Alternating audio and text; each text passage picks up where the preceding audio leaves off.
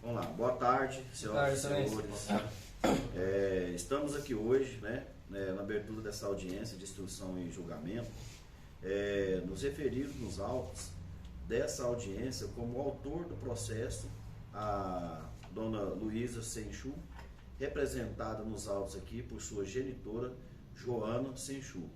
Desses fatos, em desfavor de Alice Uchirra, avó da genitora, réu ao processo 2022, e cujo número 2022 000-18.755/47, dos fatos em razão do pedido de alimentos avoengos. No caso aí, eu passo as falas para a dona Joana, que é a autora do processo, em desfavor à senhora Alice Uchirra, a senhora avó. Então, o que a senhora tem a dizer? Então, Vossa Excelência, quando eu e minha marido nos separamos, ficamos entendidos de ele pagar a pensão alimentícia de R$2.000. E como eu não recebo bem, estou passando por dificuldade para manter tudo em ordem. E como meus pais já morreram, quem eu tenho a pedir é a mãe dele, que no caso a avó da minha filha, para me ajudar na pensão alimentícia nesse caso. Certo. As falas do senhor advogado, Saulo, doutor Saulo, que aí só tem algum pedido a fazer, algum questionamento, a parte, o réu? Boa tarde, Excelência. Boa tarde a todos. Boa tarde. Sim, tenho. Consta-se nos autos, Excelência, que a ré, ela fazia sempre viagens, internacionais, e ela goza também de algumas regalias, mora em condomínio de alto padrão, ela tem carros de luxo, no valor de mais de R$150 mil. Então, a gente vem com esses pedidos, e cuja também o filho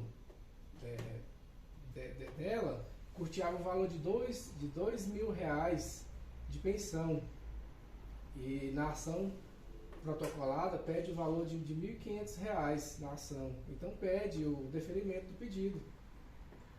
Certo. As fala a dona Alice, só teria algum questionamento das falas da dona Joana, Ela vem falando assim que a senhora tem uma condição favorável. O que a senhora tem a declarar assim relacionado às condições financeiras da senhora e condições a pagar essa pensão?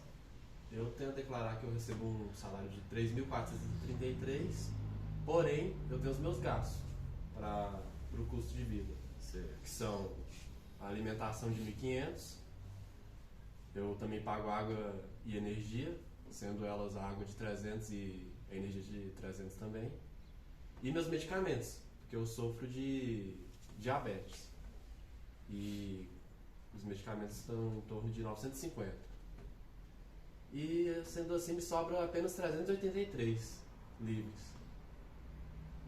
E já a respeito da casa onde eu moro, na época que eu comprei ela não foi muito caro, porém com esses 30 anos ela foi valorizando. Certo. Dona Alice, relacionada às falas da dona Joana, teria alguma outra fonte de renda, fora essa renda de salário da senhora? Fora essa aí, só teria talvez um aluguel, um imóvel alugado, outra fonte de renda? Só teria? Não, apenas isso mesmo. Ao seu advogado, o senhor Oséias, passa as falas ao senhor. O senhor teria alguma coisa assim a reclamante? Boa tarde, primeiramente a todos. Boa tarde, Excelência. Boa tarde. Excelência, que fique registrado no ato dessa audiência que os pedidos proteridos na ação, viagens, alegando viagem, carro de luxo, entre outros, casa e tudo mais, isso tudo foi requerido com o seu filho em vida. Referente à casa, ela adquiriu há mais de 3 décadas, há 30 anos. Ou seja, com isso veio valorizando o setor. Então, não há de se discutir a questão do seu bem imóvel. E referente a viagens, ao carro de luxo que foi todos custeados pelo seu filho, que hoje já não se encontra mais no local. Os ganhos da nossa cliente, né, do processo, dona Alice, né? Então, assim, hoje são 30% ou talvez menos que 30% do valor ganho pelo filho. Não acompanham os valores líquidos, tá? Certo. Então, no caso, o senhor tenha conhecimento dos valores financeiros da senhora Alice, que seria somente esse salário, não teria outros rendos, né? Sim, excelência. Esse valor Certo. ganho aí visando assim pela lei, teria que ser, visando os 30%, essa pensão teria que ser no mínimo de R$ 1.029. Mas visando as condições de moradia e despesa da senhora Alice, vejamos também que há uma subsistência da parte dela de alimento, de remédios. Ela é uma pessoa que tem problema de saúde. E eu queria ver entre as partes, não a favor da réu, mas nem a desfavor da senhora Joana, né, que é a autora. Mas das partes, assim, teria a possibilidade de um bom acordo para que a gente resolvesse essa questão?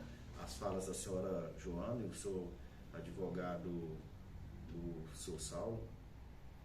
Sim, excelência. A gente pede sim por o deferimento do valor total do pedido, né? Porque de antemão